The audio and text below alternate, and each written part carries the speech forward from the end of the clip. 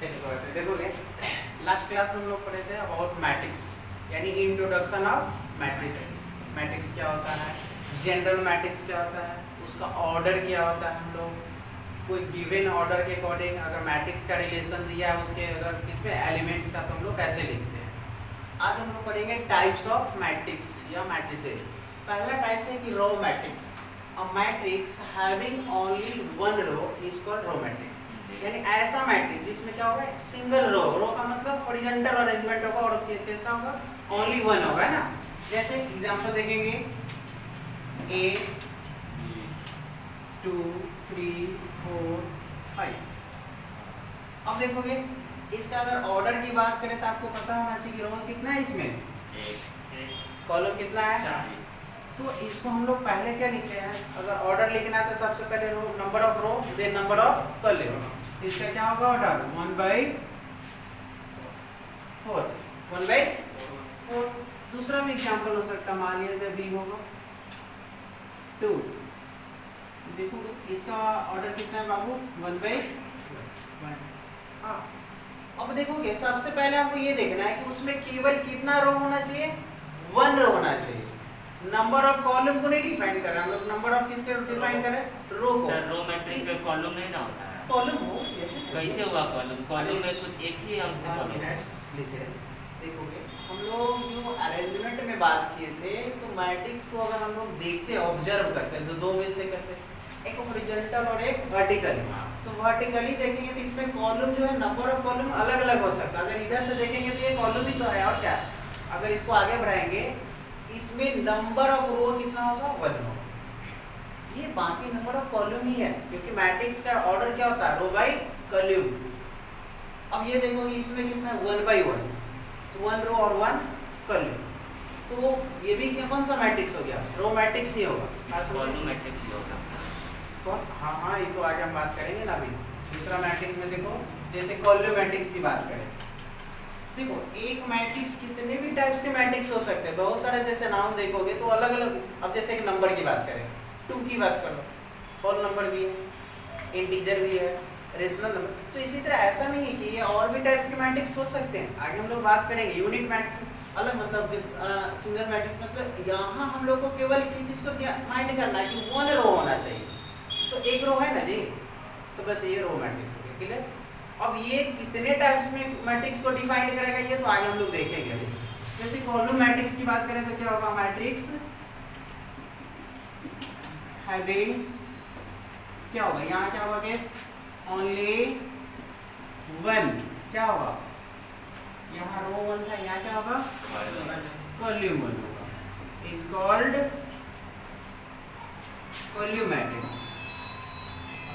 Column matrix. अब example इसका देखोगे क्या होगा जी, ए। अब देखो इसमें केस क्या है बाबू कि कॉलम 1 मेरा होना चाहिए ना। अब देखो तो ये 4 5 6 इसका ऑर्डर क्या होगा बताओ, क्योंकि कोई भी मैट्रिक्स है तो उसका एग्जिस्टेंस है तो ऑर्डर तो होगा ना। ऑर्डर क्या होगा सर बताएं इसका, सर 4 into 1 3 into 1 3/1 3 into 1 3/1। तो देखो नंबर ऑफ कॉलम कितना है 1। ये कौन सा मैट्रिक्स हो गया, कॉलम मैट्रिक्स हो गया, क्लियर। एग्जांपल बी 3 ले लो 1/1। फ्रेंड्स ये मतलब नहीं है प्रॉब्लम, यहाँ कॉलम सिंगल है ना, एक कॉलम है तो ये कॉलम मैट्रिक्स भी होगा, ओके।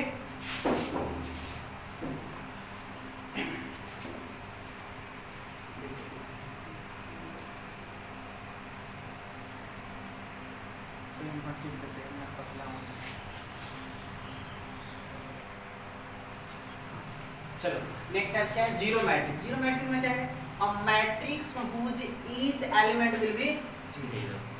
मतलब ऐसा मैट्रिक्स का इमेजिन करेंगे जिसका सारा एलिमेंट क्या होगा, एलिमेंट का मतलब जो नंबर का अरेंजमेंट होता है सारे कहते हैं। जैसे देखिए ए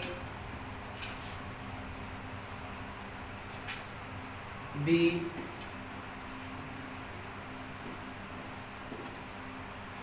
सी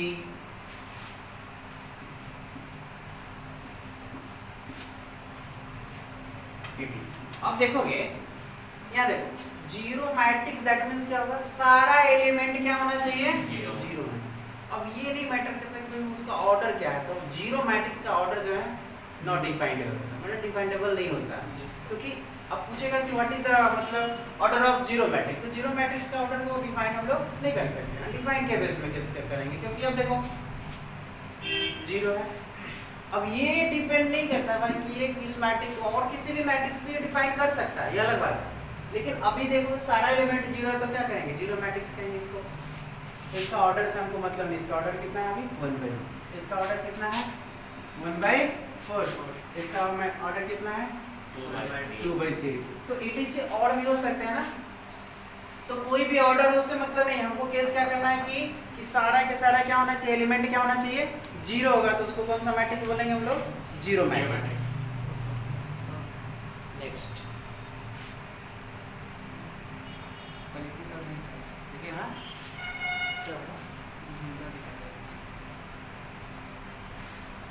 ठीक है, रहने आ जाएगा। चलो देखो ये 4 स्क्वायर मैट्रिक्स,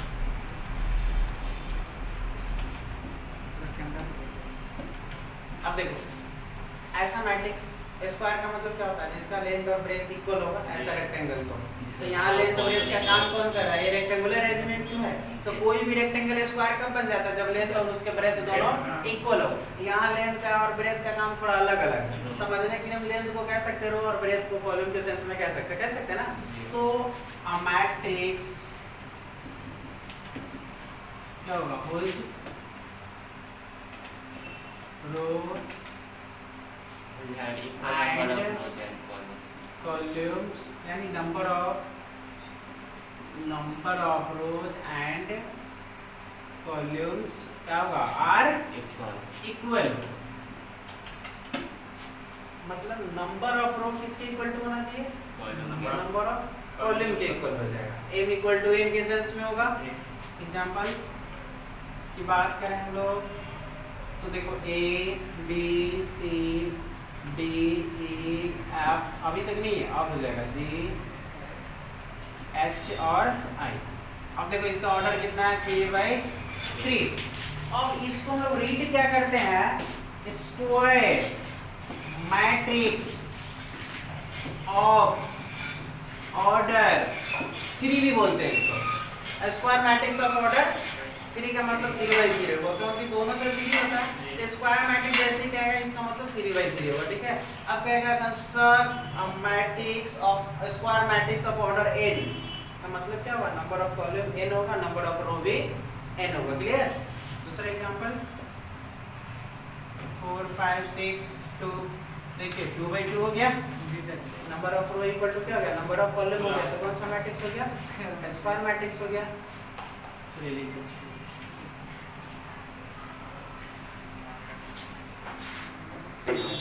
चलो देखोगे तो हॉरिजॉन्टल मैट्रिक्स कैसा होगा, a matrix in which number of column is more than number of row, row से ज्यादा हो। जैसे देखिए एग्जांपल देखिए 3 4 5 6 2 8 9 5, इसका रो कितना हो गया 2, कॉलम कितना हो गया 4, तो नंबर ऑफ कॉलम क्या होना चाहिए, मोर देन नंबर ऑफ रो, तो इसको हॉरिजॉन्टल मैट्रिक्स बोलेंगे, लग रहा है ना लेटा हुआ मैट्रिक्स है ना। अब जस्ट इसका अपोजिट कर देंगे तो वर्टिकल मैट्रिक्स हो जाएगा, है ना, वर्टिकल मैट्रिक्स। ये सब एक ऑब्जर्वेशन है, जैसे जैसे ऑब्जर्व किया उसका एक एक नाम दे दिया गया है ना। अ मैट्रिक्स इन विच क्या होगा, number of is less than the number of क्या हो जाएगा, तो ऐसा मैट्रिक्स जैसे देखो हाँ 4 5 6 2 3 5 2 8, अब इसका ऑर्डर करें तो 1 2 3 4/2, तो नंबर ऑफ क्या है इसमें, नंबर ऑफ कितना रो कितना हो गया 1 2 3 4, ऐसे भी देखने से लग रहा है ना, खड़ा है तो उसको वर्टिकल मैट्रिक्स, लेटा हुआ है तो उसको हॉरिजॉन्टल मैट्रिक्स कहेंगे, क्लियर। बहुत सारे एग्जांपल ले सकते हैं हम अपने मन से, ए हो गया, बी ले लो, ABCD भी लीजिएगा, ज़्यादा अच्छा यही होगा आपके लिए, डी ए एफ, हाँ ये भी चलेगा, है ना। सिंपल सी बात, देखने में ही पता चल जाएगा कि कौन सा वर्टिकल है और कौन सा हॉरिजॉन्टल है। देखोगे मैट्रिक्स ए, एक स्टैंडर्ड मैट्रिक्स है, जनरल मैट्रिक्स यही ना हम लोग लिखे थे, ए आई जे, आई रो के पोजीशन को बताता है और जे कॉलम को, m by n, m is the number of row और n is the number of column. Then the element of A for satisfying I equal to J is called diagonal element of matrix A. तो diagonal element होगा क्या? अगर हम लोग को general matrix आपको mind में तो होगा ही, diagonal elements होगा क्या? देखो तो होगा A11 होगा, उसके नेक्स्ट क्या होगा मेरा A22, नेक्स्ट क्या होगा A33। सर क्या लिख रहा है? ये डायगोनल एलिमेंट्स A11 A22, आप इमेजिन करो ना जनरल मैट्रिक्स की जो बात की है A12 सेकंड वाला यार A11 A12 A13 A21 A22 A23, रुकिए अच्छा सर समझ गया सर समझ वेट ठीक है सर समझ देखो एग्जांपल से समझ में आएगा आपको। ए पोजीशन A11 A12 A13 है ना जी, वो सब A21 22 A23 A31 32 और A33। अब ये तो ऑर्डर 3 पे ही है ना, लेकिन कोई जरूरत तो नहीं, तो सिंपल सी बात है। देखो जो डायगोनल एलिमेंट कौन आ रहा है, ये होगा, तो इसको बोलेंगे diagonal element, elements of matrix. और जो बच गया उसको नॉन डायगोनल एलिमेंट बोलेंगे, जो डायगोनल नहीं है। क्लियर? कौन कौन बच गया, कि ये बचा और एक ये, इसको क्या बोलेंगे, non diagonal, non diagonal elements of matrix. Clear? मन में क्वेश्चन होगा कि क्या इधर वाले को भी बात करते हैं, तो ऐसा नहीं है। रेक्टेंगल के केस में ऐसा होता है कि दोनों डायगोनल की बात कर लेते हैं, लेकिन अगर मैट्रिक्स की बात करेंगे तो हमारा डायगोनल का मतलब यही होना चाहिए। सो ठीक है, ऐसा नहीं सोच लेंगे सर इधर वाला भी होगा, तो वो नहीं है। क्लियर? ऐसा वाला नहीं होता। ठीक है, तो कोई भी मैथमेटिक्स दिया पता ही नहीं, उसको डिफाइन नहीं किया जाता। डायगोनल मैट्रिक्स का मतलब ये हुआ इस एलिमेंट को। सर किसी भी उसका तो दोनों ना डायगोनल नहीं, हम यहाँ से जरूर है मैट्रिक्स पढ़ रहे हैं, अरेंजमेंट है, समझिए। तो डायगोनल एलिमेंट हम लोग इसी को बोलेंगे, इसको नहीं बोलेंगे। बात समझे? ऐसा नहीं सोचना है कि इधर वाला भी होगा। तो डायगोनल एलिमेंट कौन कौन होगा, पोजीशन 1, मतलब याद रखना I इक्वल टू J के लिए। ठीक है, I 3 और J comes second, third, fourth, fifth, n तक जा सकता है। क्लियर हो गया? नेक्स्ट है अब होता है डायगोनल मैट्रिक्स। अब होता है diagonal matrix, diagonal matrix. Pause करें, लेफ्ट लेफ्ट राइट। ठीक है सर, दिख रहा है matrix in which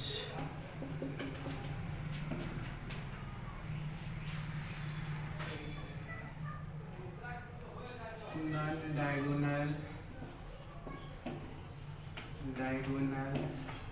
element is 0,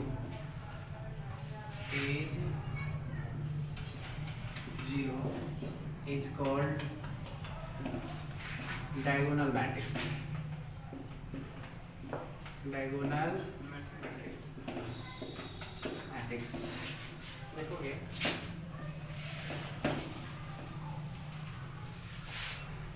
करेंगे, देखोगे डायगोनल मैट्रिक्स, कोई भी ऐसा मैट्रिक्स के इमेजिन करेंगे जिसमें क्या होगा, नॉन डायगोनल एलिमेंट क्या होना चाहिए, 0 होना चाहिए। यानी एलिमेंट का जो वैल्यूएबल होना चाहिए वो केवल क्या होना चाहिए, डायगोनल एलिमेंट। जैसे एग्जांपल देखो 2 है 0 0 0 3 4 0 5 देख रहे हैं। तो इसको हम लोग क्या मैट्रिक्स बोलेंगे, देख रहे हैं। ये डायगोनल मैट्रिक्स हो गया। क्या हो गया? Diagonal matrix. Diagonal matrix. Clear? और भी तो दूसरा भी लेंगे तो हम लोग ले सकते हैं, कोई बड़ी बात नहीं। देखोगे 5 0 0 5, इसको भी हम लोग डायगोनल मैट्रिक्स बोलेंगे। ठीक है? क्लियर?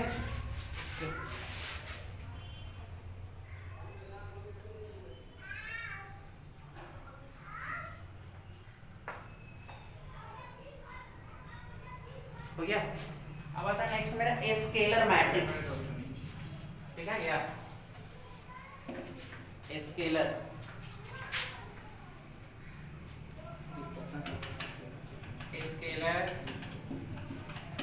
मैट्रिक्स। देखोगे a matrix in which all non-diagonal element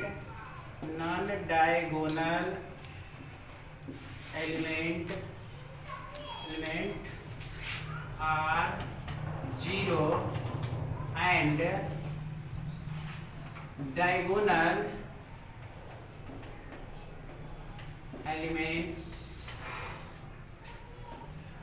elements are same का मतलब क्या होना चाहिए? इक्वल के सेंस में। ठीक है हुआ? यस। कि ऐसा मैट्रिक्स जिसका नॉन डायगोनल एलिमेंट तो जीरो ही हो, लेकिन क्या होगा कि उसका जो डायगोनल एलिमेंट्स है वो सेम होना चाहिए। जैसे अभी हम लोग ऊपर लिखे थे 5 0 0 5, अब ये कौन सा मैट्रिक्स हो गया? ये स्केलर मैट्रिक्स हो गया। कौन सा मैट्रिक्स? स्केलर मैट्रिक्स हो गया, है ना? जैसे B A 0 0 0 A 0 0 0 and A, देख रहे हैं इक्वल है, तो ये कौन सा मैट्रिक्स हो गया मेरा? स्केलर मैट्रिक्स हो गया। Clear?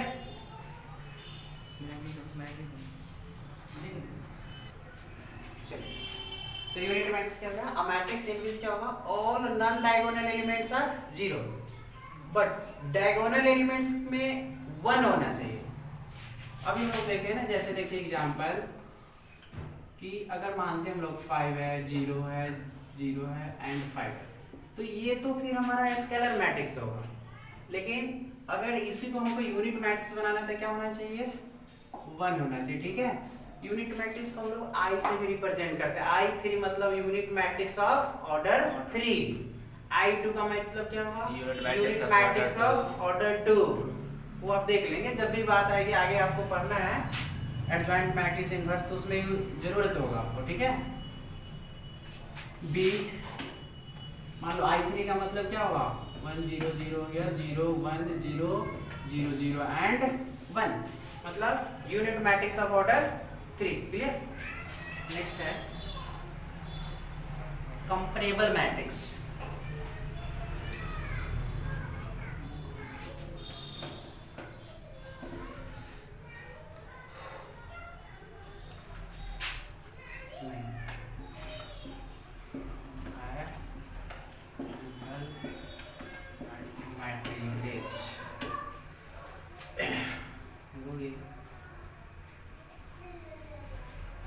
Let two matrices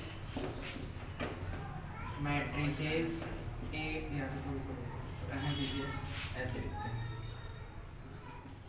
Two matrices A and B are said to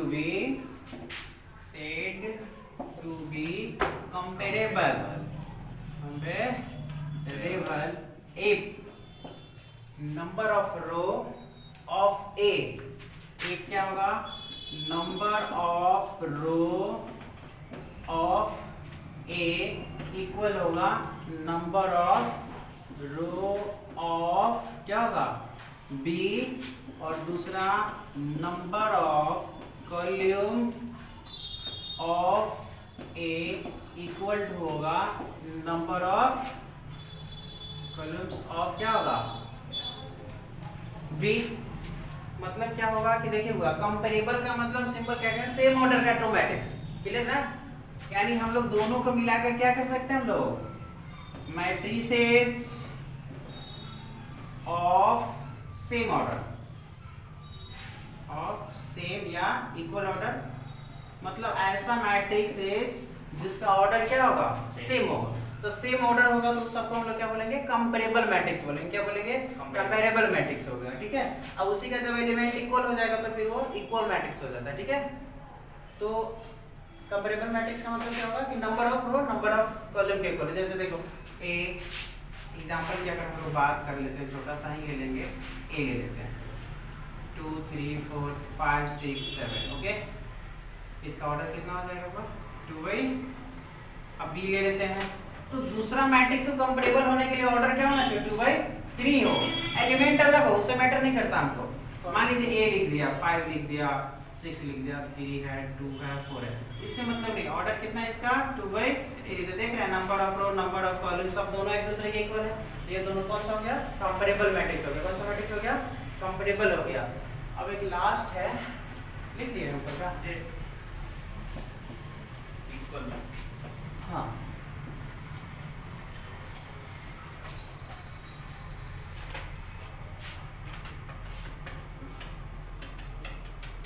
equal matrices, to matrices A and B are said to be equal matrices if क्या होगा, दो केसेस होना चाहिए। पहला नंबर ऑफ एक क्या होगा, their orders and corresponding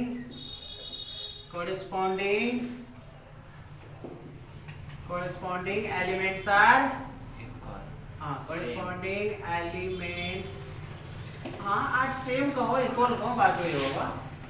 same हो गया, सेम का मतलब इक्वल होगा। नीचे वाला क्या, कंपेरेबल। देखो कि कोई भी दो मैट्रिक्स होना चाहिए, लेकिन कंडीशन क्या है कि देयर ऑर्डर्स एंड कॉरेस्पॉन्डिंग है। इससे पहले में क्या था, कंपेरेबल होने के लिए केवल ऑर्डर सेम होना चाहिए, yes. लेकिन इक्वल होने के लिए ऑर्डर के साथ साथ उसका क्या होना चाहिए, एलिमेंट का वैल्यू भी इक्वल होना चाहिए। जैसे देखिए ए है 2 3 4 5 6 7, चलिए बी ले लेते हैं, क्या होगा 7 2 9 8 6 3। क्या ये दोनों इक्वल मैट्रिक्स होगा, नहीं होगा, क्योंकि दोनों का ऑर्डर सेम है, एलिमेंट सेम नहीं है। अब एलिमेंट सेम होगा तभी जाएगा। तो एलिमेंट सेम का मतलब कि सेम टू सेम आएगा। जैसे 2 3 4 5 6 एंड 7, दोनों का ऑर्डर भी सेम हो गया, एलिमेंट भी कॉरेस्पॉन्डिंग एलिमेंट का मतलब समझिए। अगर हम लोग बात करें कि if a equal to aij of order कितना हो जाएगा, m/n, एंड b की बात करें तो क्या होगा बाबा, bij है ना, m/n ही होगा। तो अब देखोगे तो a इक्वल टू इतना और b इक्वल टू, ये तो कोई भी दो जनरल मैट्रिक्स को डिफाइन कर रहा है। तो a एंड b, थोड़ा ये दूसरे टाइप्स का है, a एंड b और क्या होगा, इक्वल इफ क्या। अब दोनों का सबसे बड़ी बात कि इसका एलिमेंट और इसका क्या होगा, मतलब aij, देखो बाबू इक्वल टू होना चाहिए किसके, bij, लेकिन कंडीशन क्या है, i इक्वल टू, मतलब देख रहा है ना, फर्स्ट सेकेंड दोनों सेम होना चाहिए। हाँ ऐसा नहीं कि अगर यहाँ 1 2 लिए तो यहाँ भी 1 2, मतलब इसका फर्स्ट रो का सेकंड कॉलम का एलिमेंट, इसके फिर फर्स्ट रो, मतलब i से मुझे दोनों सेम होना चाहिए। ये अगर दोनों सेम होगा फिर देखिए, जैसे ये कौन सा पोजीशन है, a11, इधर से कौन इक्वल होना चाहिए, b11।